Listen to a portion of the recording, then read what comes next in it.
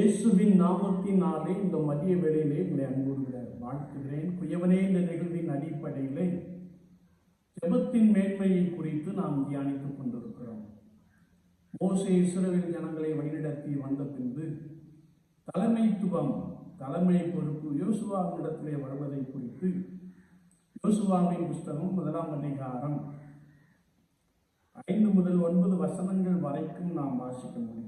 கர்த்தர் யோசுவாவை நோக்கி, நீ உயிரோடு இருக்கும் நாளெல்லாம் ஒருவன் உனக்கு முன்பாக எதிர்த்து நிற்பதில்லை.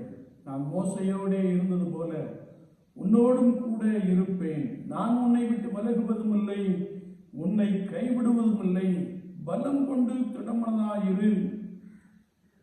நான் உன்னை வழிநடத்தும்படியா நீ நியாயப்பிரமாணத்தின் புஸ்தகத்தை உன் வாயில் நின்று பிரியாதிருப்பதாக அதன்படி செய்ய சாவதானமாயிரு.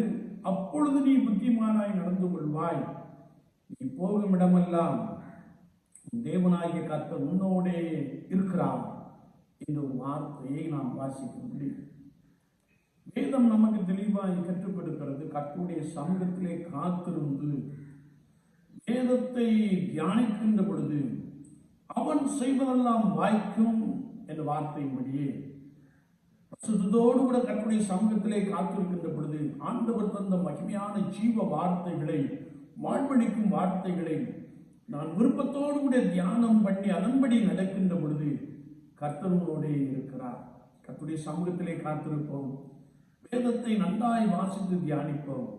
நீங்கள் செய்வது எல்லாவற்றையும் கர்த்தருடைய ஆவியானவர் உங்களுக்கு வாய்க்க பண்ணுவார். ஆமென், ஆமென்.